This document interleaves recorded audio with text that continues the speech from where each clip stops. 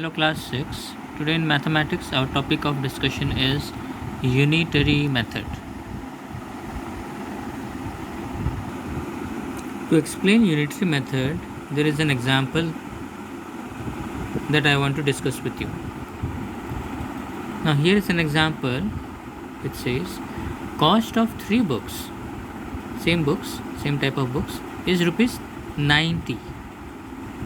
What will be the cost of 5 such books? 3 books cost 90 rupees. Same types of books, 3 of them cost 90 rupees. What will be the cost of 5 such books? Okay, 5 books cost they want. Now here's something that you should know, that more books you buy, more amount you have to pay. Less books you buy, less amount you have to pay. So this particular example is an example of direct variation. Now unitary method, it has a direct variation and it has also inverse variation or indirect variation. I will tell you indirect variation later on. Now what do you mean by direct variation is that if one quantity increases, the other also will increase. Like I said, no, if more books you buy, if books quantity increase, then the amount of money you have to pay for them also increases. So this is called direct relation or direct variation. If one increases, the other also will increase. If one decreases, the other also will decrease. If the less number of books you buy, less money you have to pay. More books you buy, more money you have to pay. So that is how both quantities are related to each other. Okay, if one increases, one quantity increases, the other quantity will also increase. This is the meaning of direct variation. Okay. So here in unitary method, our target is to find the value of one such quantity. Now here the quantity is books. 3 books is 90 rupees. I want the cost of 1 book. Now how do I do that in direct variation? In direct variation, to find the value of 1, or in this case the cost of 1 book, right side in the first statement, no, where 3 books cost is given, the right side should be divided by the left side. So in the right side you have 90, that will be divided by the left side. What do you have? 3. So 90 divided by 3. Okay, right side divided by left side. So 90 divided by 3 is 30 rupees. So 1 book cost 30 rupees. Okay, so this is our target in unitary method. Unit means one, single value. So unitary method is the method in which we first find the cost or value of one of any quantity. Here the quantity is number of books. So 1 book's cost. So after you find the cost of 1 book, then you can find the cost of 5 or 6 or 7 or any number of books that you want. So how to find the cost of 5 books? Multiply it with the cost of 1 book. So 5 books cost 5 into value of 1 book. 1 book costs how much? 30 rupees, no? So 5 into that 30 rupees. Okay, so answer is 150 rupees. So this is the example of unitary method where we have the problem related to direct variation. This is an example of direct variation. Now unitary method is there with inverse variation also. Okay, inverse variation or indirect variation. Now what happens in indirect variation? Let us see. Here is an example. 20 laborers can make a building in 200 days. 20 laborers can make a building in 200 days. If they work every day, and they will complete this task of making the building in 200 days. How many laborers are needed to complete the same building in not 200 now, less number of days, 125 days. So what do you think? To complete the building in 200 days, 20 laborers were needed. Now I have said no, not 200 days. I want the building ready in only 125 days. So what do you think? More number of laborers have to be hired or less number of laborers? Obviously more number of laborers. So did you notice one thing? As I reduce the number of days, I need more laborers to complete the same building. Okay, before number of days were given 200 days, but now I said no, I don't want in 200 days, I want the building ready in 125 days. So to do that, we cannot do it in 20 laborers with 20 laborers. We need more laborers. Okay, so when I have reduced the number of days, I need more number of laborers. So this is the quantity days, this is the quantity laborers. If I reduce days, I have to hire more laborers. So if one decreases, the other increases. This is what happens in inverse variation. What happens in inverse variation is, if one quantity decreases, the other quantity increases. See, before the quantity was 200 days, now I have reduced it. So the number of days, the quantity, number of days has been reduced. So now obviously the number of laborers will be more to complete the building. So let us solve it. Now in direct variation method, to find the cost or to find the value of one of that quantity, we used to divide right side divided by left side. Now here we have, in 200 days 20 laborers are required. Now in the unitary method we find the value of 1. So to complete the building in one day, we don't divide right side divided by left side. Like in this case, right side divided by left side is not valid in this method. In this case, to find the value of 1 or to complete the building in one day, that value of one day, how many laborers we need, we multiply. Okay, right side multiplied by left side. So 20 multiplied by 200. So if you want the building ready in one day, which is not possible, just for calculation's sake we are writing this. So we need 20, that is right side multiplied by left side. In this case I'm telling once again, in direct variation, to find the cost of 1 or value of 1, we used to divide right side by left side, divide. But here to find the value of 1, we don't divide, we multiply. Right side multiplied by left side. So 20 multiplied by 20. 4,000 laborers are needed if you want the building ready in one day. Our question is that you have to make the building ready in how many? 125 days. So to complete the building in 125 days, like in direct variation, to find the cost of 5 books, what we used to do? We used to multiply. To find the value of 1, we used to divide, and to find the value of 5, we multiply. In this case it is ulta. To find the value of 1, we multiply, and to find the value of many, we divide. Divide this value of 1 with the required question. So in one day 4,000 laborers are required. So in 125 days, if the building is to be ready, then this value of one day, that number should be divided by this.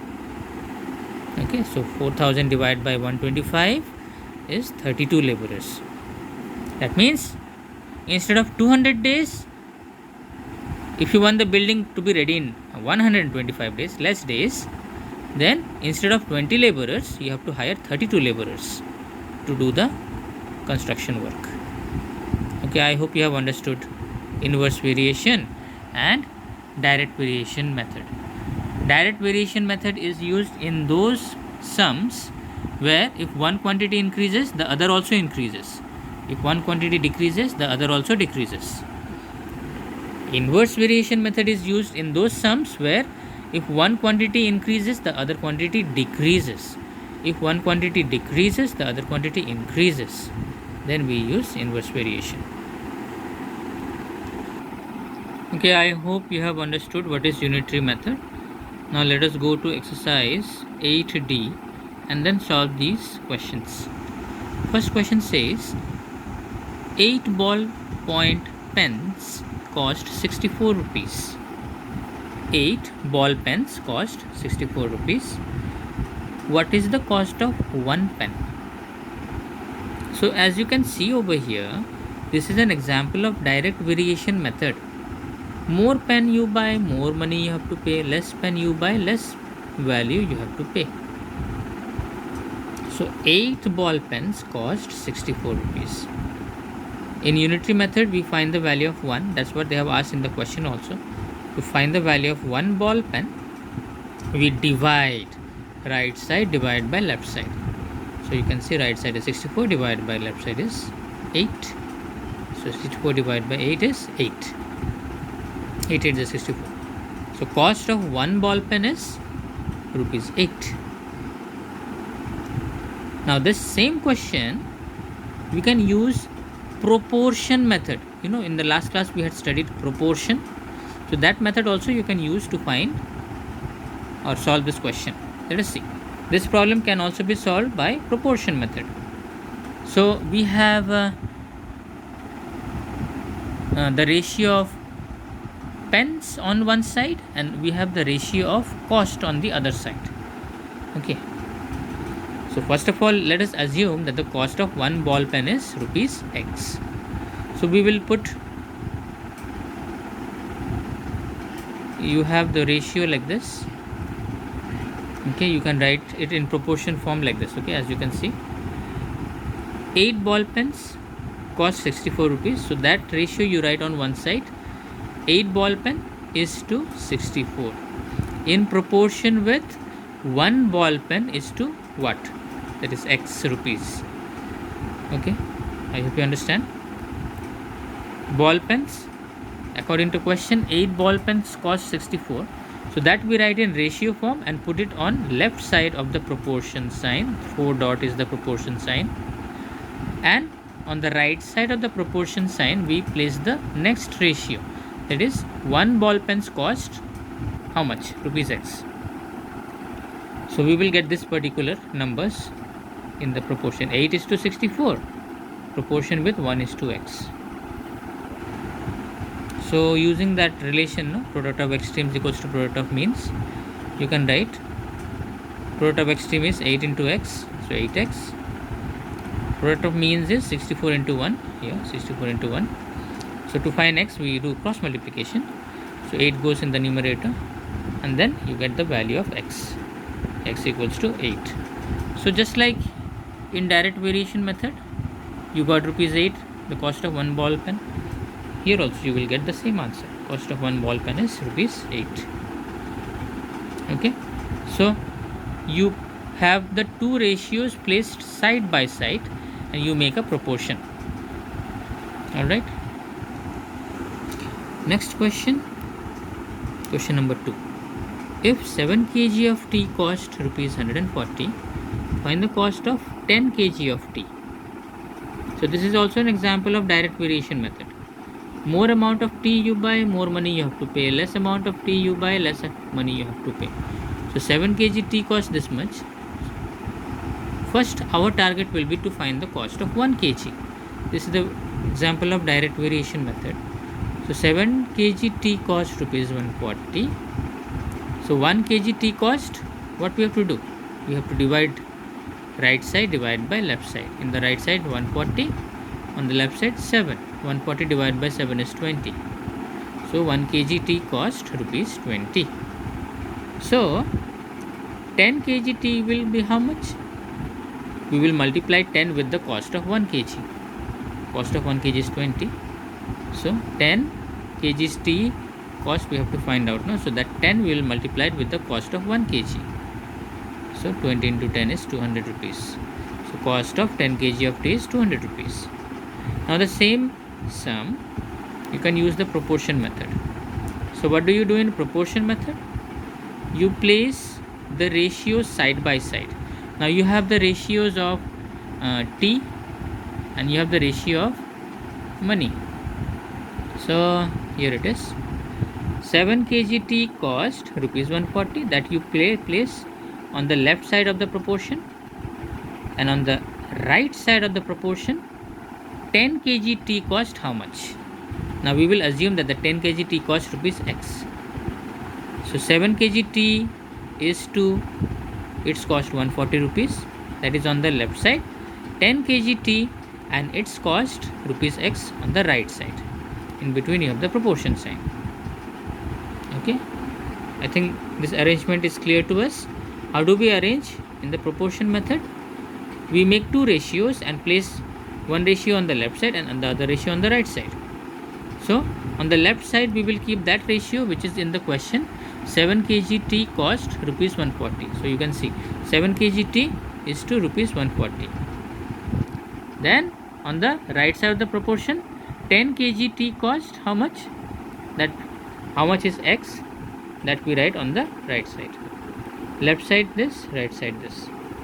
Okay, now remove the units with no more units. So 7 is to 140, 10 is to x. Alright, now let us solve using product of extremes equals to product of means, that rule. So extremes you have 7 into x, here 7 into x. Means, product of means, what are the means? 140 into 10.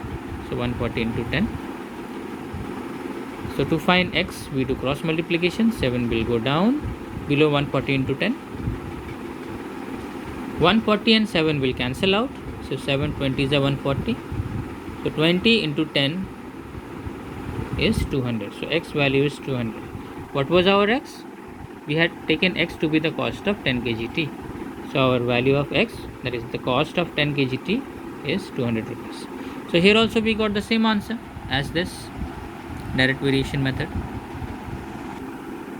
Next question, question number 3, it says in 25 minutes a train travels 20 kilometers. How far will it travel in 5 minutes? Now this is also an example of direct variation method. More time, more distance. More time, more distance. Less time, the train will travel less distance. More time, more distance. Less time, less distance. So what is given to us is in 25 minutes train travels 20 kilometers. So our target is to find in direct variation method value of 1. In 25 minutes 20 kilometers. So in 1 minute right side divided by left side. So 20 divided by 20 kilometers. Okay. Now they want us to find how much distance train travels in 5 minutes. So in 5 minutes, how much distance the train would have traveled? That we will find by multiplying the value of 1. What was the value of 1 minute? 20 by 25 kilometers. So 20 by 25 multiplied by 5. So do the calculation and cancellations. So you can see I have cancelled over using 5's table. 5 4s are 20, 5 5s are 25. That 5 and this 5 cancels out. So you have only 4 left. So in 5 minutes, the train will travel 4 kilometers. So that's what I said, no? Direct variation. More time, more distance. Less time, less distance. Same problem can be solved by using proportion method.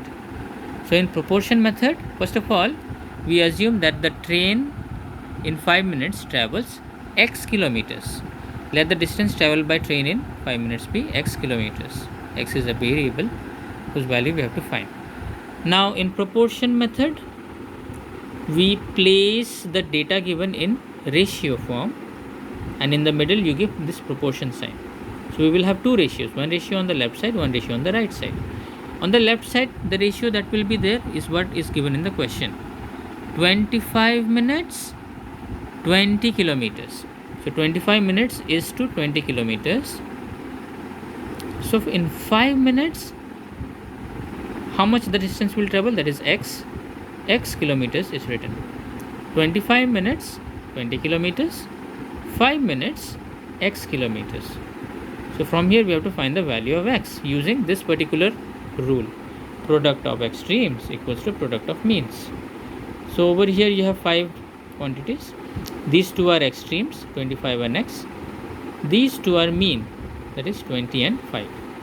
So product of extremes will be 25 into x. Here it is. Product of means will be 20 into 5. Here it is. So use cross multiplication and take 25 away from x into the other side, and where on the denominator, and then do the calculation. With 5's table I have cancelled 25. 5 5s are 25. This 5 again cancels 20. 5 1 is 5, 5 4 is 20. So what is remaining after all these cancellations and calculations? 4. So x value is 4. So what was x? X was the distance traveled by train in 5 minutes. So in 5 minutes the train travels 4 kilometers. See, same result. The result that you got in this direct variation method is the same as the proportion method, 4 kilometers. Next question, question number 4. 5 equal bags of flour, atta, okay, atta with which you make chapati. 5 equal bags of flour weigh 35 kgs. 5 atta bags, 35 kg it weighs. How many bags are required for 56 kg of flour? So what is our question? Now I have used over here the proportion method, okay. Our question is to find the number of bags. 56 kg of atta. To make 56 kg of atta, how many bags we need? Equal size bags. So let the number of bags of flour for 56 kg of atta be x. So what we do in proportion method? We write two ratios and in the middle this proportion sign. So in the first ratio what we write? We write that which is given in the question. 5 bags, 35 kg. 5 bags is to 35 kg. This is the first ratio. Then after this proportion sign, x number of bags is to 56 kg. 5 bags. See, in this first ratio bag is first.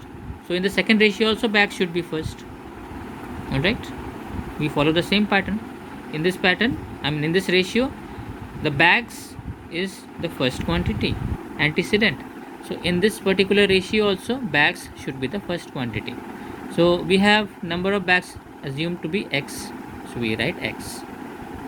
And weight 56, that is the second quantity. Just like here, 35 kg was the second quantity. Here 56 kg will be the second quantity. So without the units, let's write the numbers.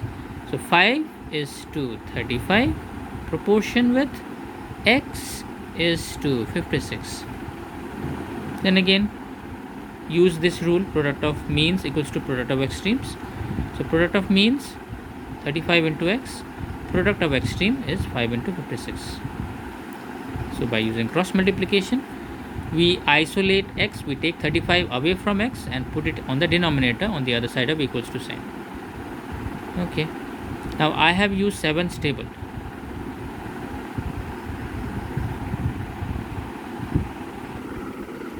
7 5s are 35, 7 8s are 56. This 5 and this 5 cancels. So only 8 is remaining. So value of x is 8. What was x? Number of bags of flour for 56 kg of flour is x. So number of bags needed to hold 56 kg of flour is 8. 8 bags are needed for 56 kg of flour. So here I haven't used the direct variation method. You can try it by yourself. Question number 5. 12 rubber balls cost 15 rupees. How many can I buy for 20 rupees? Question is, we have to find the number of balls. So with 15 rupees, I buy 12 balls, 12 rubber balls. Now here I have used direct variation method. So in direct variation method, we find the value of 1. So that means over here with 15 rupees, 12 balls. Now remember, whichever quantity they ask you to find, that quantity should be on the right side of this equation. So money part I have written on the left side and the rubber ball part I have written on the right side. Why? Because they have asked how many balls can I buy. So the question is to find the number of rubber balls. So that quantity should be on the right side. So with rupees 15, 12 rubber balls. So with rupee 1, how many can I buy? Now we don't buy for rupee 1. Just for calculation sake we have to write it. So right side divided by left side. 12 by 15. Now 12 by 15 is less than one ball. Less than one ball means you don't buy a piece of a ball. This is just for calculation's sake. Okay, so don't take it literally that you will get only one piece of a ball. You will cut the ball into pieces and give out of 15 piece 12 pieces. No, not like that. It's just for calculation we write. So for with rupees 1 we get 12 by 15 of a rubber ball. So question is, with rupees 20 how many balls can I purchase? So with rupees 20 I will get how many balls? The value of rupee 1 that multiplied by 20. So value of rupee 1 is 12 by 15 of a rubber ball into 20 I do. So here is the cancellation part and calculation. You can see 5 stable, sorry, with 3 stable first I cancel this. 3 4s are 12, 3 5s are 15. Then 5 stable cancels 20, 5 4s are 20. So here also 4, here also 4. 4 into 4, 16 rubber balls I will get. So with 20 rupees I can buy 16 rubber balls. Next question. Now I am using alternative. Okay, I am alternating the methods. In question number 4 I had used proportion method. In question number 5 I have used direct variation method. Now again in question number 6 I have used proportion method, just to give you the hang of both methods.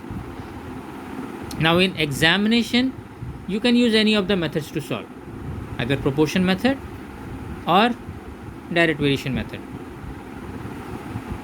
Question 6. 11 buses can carry 495 people.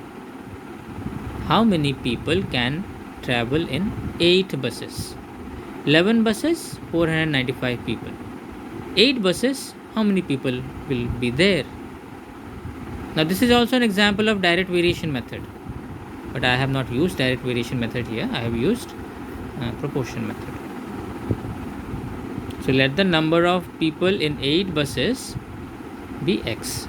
Okay, how many people 8 buses can hold? That would be x. So let us write the two ratios. Remember, in proportion method we have two ratios in middle proportion sign. So in the first ratio we will write that which is given in the question. 11 buses, 495 people. So here 11 buses is to 495 people. So in this ratio number of buses is on the left side. So in this ratio also number of buses will be on the left side, sorry, on left side only. In this ratio number of buses on the left side, here also it should be on the left side. Number of people on the right side, number of people here also on the right side. So 8 buses, how many people they hold? X number of people. So this is the proportion. Let us write the numbers in the proportion without the units, without buses and people. So 11 is to 495, proportion with 8 is to x. Use this rule, product of extremes equals to product of means. Extremes, you have 11 into x, here 11 into x. Product of means, 495 into 8, here 495 into 8. Use cross multiplication, take 11 on the other side. Now 11 divides 495. Okay.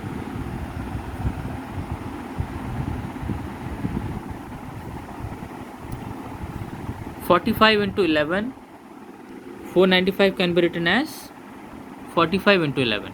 So 11 and 11 will be cancelled. So you will have 45 into 8. So 45 into 8 is 360. X value is 360. What was x? X was number of people. Let the number of people be x in 8 buses. So 360 people can travel in 8 buses.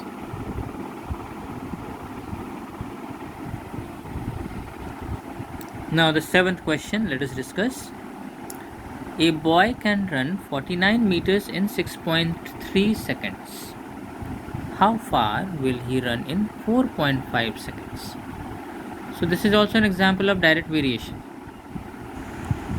In more time, more distance can be run by the boy.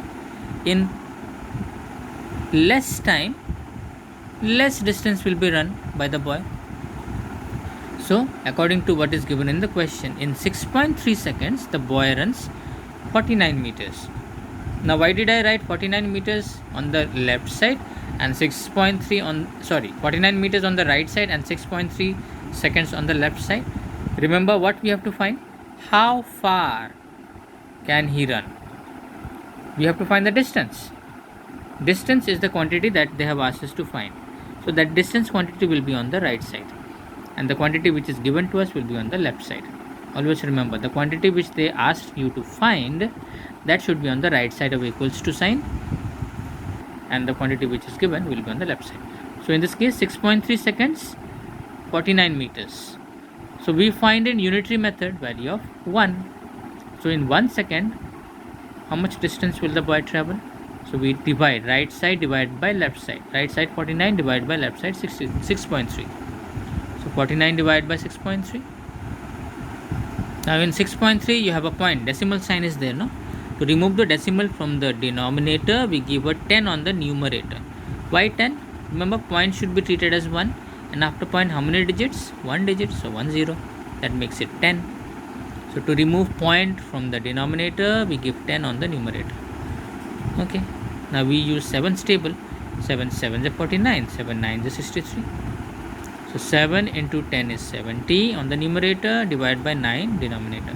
70 by 9 meters can be travelled in 1 second by the boy. Now what they have asked, in 4.5 seconds how many meters he travels. So in 4.9 seconds the boy can run value of 1 multiplied by 4.5. Value of 1 is 70 by 9. So 70 by 9 divided by 4. 70 by 9 multiplied by 4.5. Okay. So again from here point should be removed. So 10 comes in the denominator. 10 7 is 70. As you can see, 10 7 is 70.